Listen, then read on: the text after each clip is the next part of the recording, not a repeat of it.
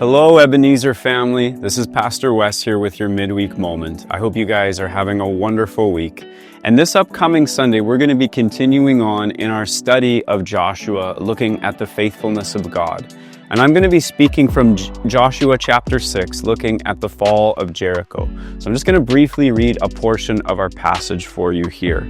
This is taken from Joshua chapter 6, beginning at verse 2, and it says this: Then the Lord said to Joshua, "See, I have delivered Jericho into your hands, along with its king and its fighting men.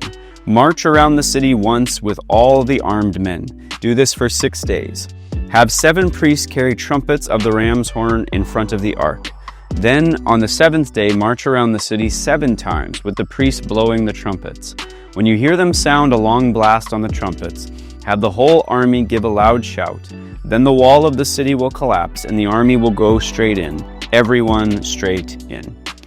And so what we're going to be looking at this coming Sunday is studying this story, but really looking at it more from the vantage point of the Old Testament violence that we see. My title of the message that we're going to be looking at is, how do we deal with Old Testament violence?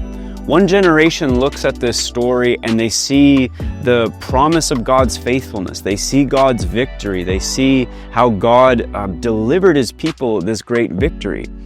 Our coming generation, my generation, and the generation that comes after us, we read this story and we see violence. We see, is this an ethnic cleansing? Is this a genocide in God's name? So that's a lot of questions that this coming generation is asking around the issue of Old Testament violence.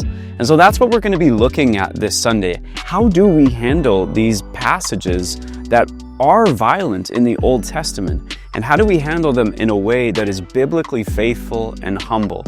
And so we would love it if you would join us this Sunday as we explore this very tricky and challenging passage, but we're going to do so with reliance upon the Holy Spirit and with our Bibles open.